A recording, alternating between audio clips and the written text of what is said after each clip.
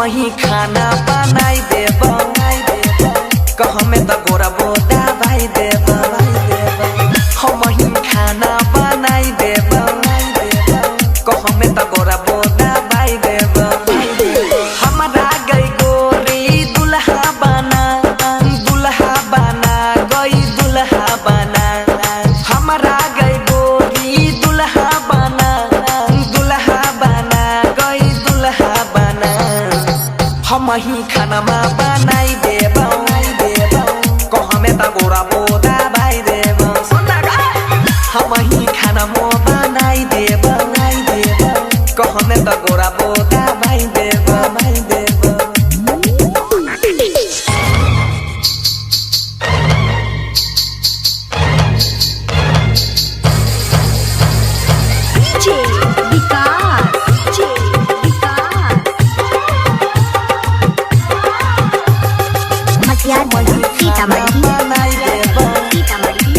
कहमे त गोरा बोदा भाई देब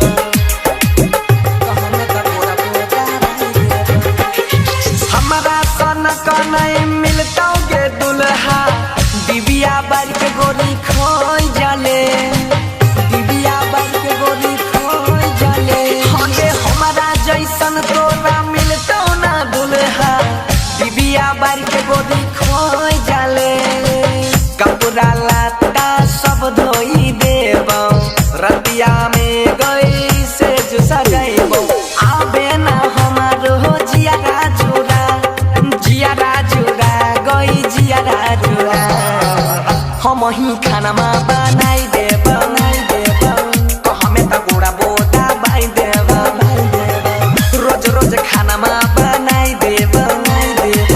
सुतला में गोरा बोदा भाई देब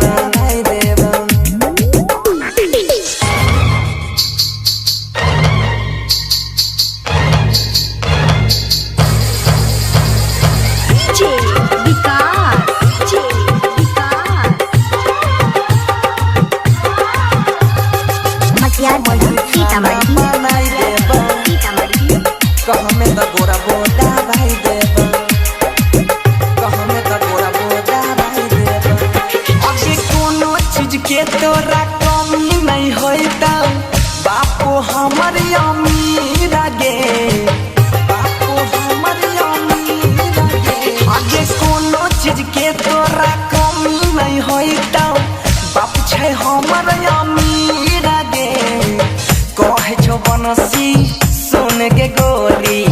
अजब गजब के हेला गई छौ जोरी बाबा बोले से दुआ मना गई दुआ मना हम ही